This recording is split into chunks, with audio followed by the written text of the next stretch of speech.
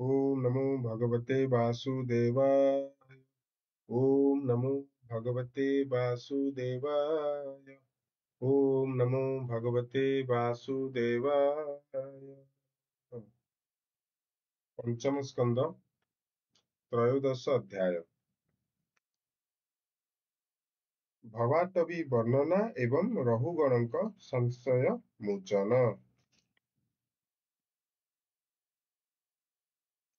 वैराग्य नाही जा हृदरे वृथा कहिबा तत्व तारे। एणु ए भवाटवी क्लेश त्रयोदशरे उपदेश। ब्राह्मण उवाच ए पथ अत्यंत दुर्गम प्रवृत्ति मार्ग जार नाम। माया रे तहि प्रवेशीण जे भव गहन अरण्य। सत्वर जतमर मते पृथक भावे कर्म चिन्ते। संसार अरण्ये भ्रमई सुखर लेस तार नाही। जेमन्ते बणिजार माने अर्थ अर्जन लोभ माने। ए जे संसार महाघोर अरण्य अति भयंकर। एथि निर्वेशे मूढ़ मन नाना जात नार जे स्थान। जे बने षड इंद्री चोर नाना भोगरे तत्पर। देख संसारे कुनायक बुद्धि सारथी अविवेक। शृगाल तुल्य दारा पुत्र से बने अछंती निरत। जे जाहा मते आकर्षंती मेषकु जेह्ने वृकपंती। से बने लता तृण गुर्ग गौहर प्राय काम्य कर्म।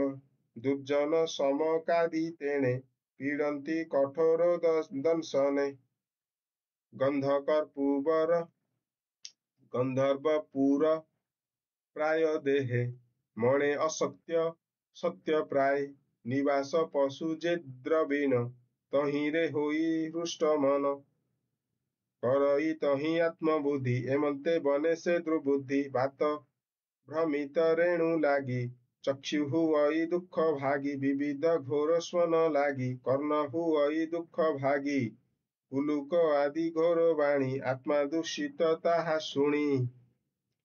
क्षुधा पीड़ित केबे होई निष्फल वृक्षकु धामई।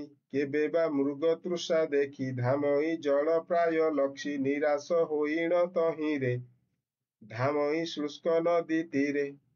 अन्य भावकु जे बही निर्धन प्राणी की मागई।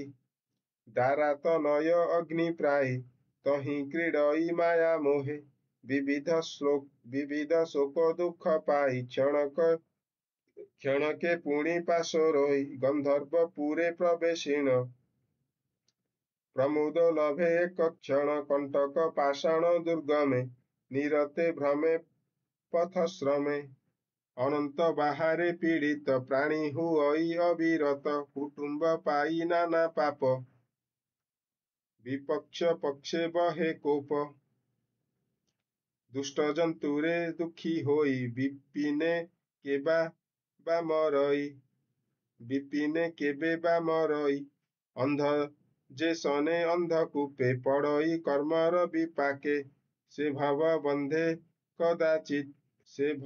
बने कदाचित पर जोशीते होई रत। ता स्वामी देखिले दंडई तहिरे व्यथित हुई। काहि बा शीत वर्षा बात ग्रीष्मे हुई पीड़ित। धन बिहुने गृह नाही शय्या आसन अबा काहि। लोड़ई पुणी पर धन तेणे हुई हीनिमान। दुखे अर्जित जेते धन केहि बा हराई विपन्न। ताहांकु तेजी अन्ये जानती पुणिले उठी न आसंती। हे मोर भूमि मोर गृह पंडिते करंती कलह। जे सर्व कृषि कृष्णे अर्पई ता गति पाइबे से काहि। बाल भाषिते मोह होई जोशित भुजलता केहि। आश्रय करी काल डरे पाषांड संगते बिहरे।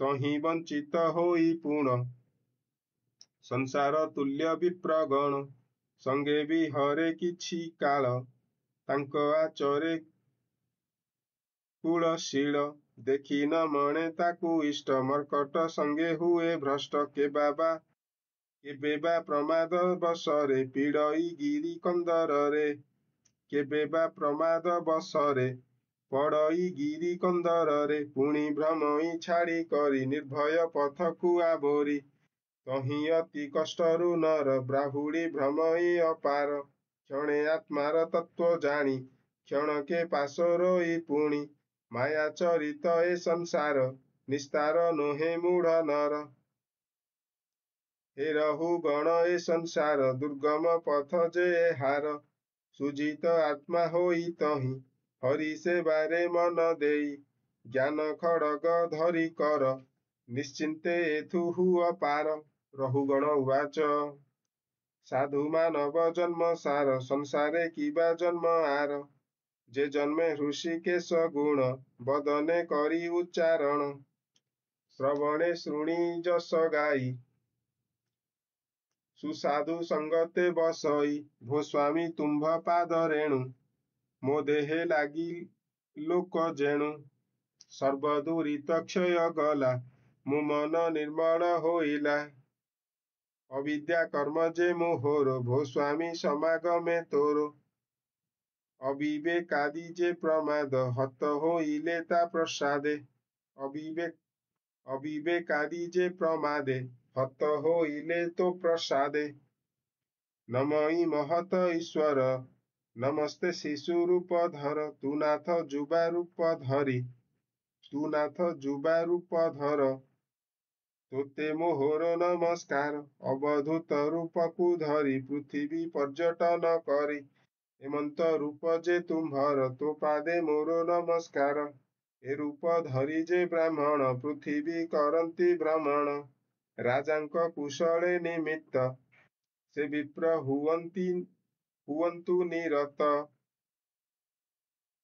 ଶ୍ରୀ ଶୁକ ଉବାଚ ହେମନ୍ତେ ରହୁଗଣ ବାଣୀ ସାନନ୍ଦେ ଶୁଣି ବିପ୍ରମଣି ପରମ କରୁଣାକୁ ବହି ରହୁଗଣକୁ ତତ୍ତ୍ୱ କହି ହରସ ହୋଇ ରହୁଗଣ ବନ୍ଦିଲେ ତାହାଙ୍କ ଚରଣ ରାଜାର ପୂଜାକୁ ଘେନିଲେ ଧରଣୀ ଭ୍ରମଣେ ଗମିଲେ ସେ ନରପତି ରହୁଗଣ ପରମ ତତ୍ତ୍ୱକୁ ପାଇଣ ଆତ୍ମା ଅବିଦ୍ୟା ଧ୍ୟାନ ଯେତେ ଦେହ ଅହଙ୍କାର ସହିତେ ତତ୍କ୍ଷଣେ ଛାଡ଼ିଲା ସକଳ ଶୁଣ ପରୀକ୍ଷ ମହିପାଳ ଭକତି ପଥ ଆଶ୍ରେ ଜନ ଏଡ଼େ ପ୍ରଭାବ ହେ ରାଜନ। ଶ୍ରୀ ରାଜା ପରୀକ୍ଷିତ ଉବାଚ ଯେତେ ପ୍ରକାରେ ଏ ସଂସାର ବର୍ଣ୍ଣିଲେ ବ୍ରାହ୍ମଣ କୁମର ଯେ ଭାଗବତ ଶ୍ରେଷ୍ଠ ନର ଜାଣିବ ତହିଁର ବିଚାର ଏହାଙ୍କ ବାକ୍ୟ ଅନୁସରି ଯେ ପ୍ରାଣୀ ହେତୁରେ ନ ଧରି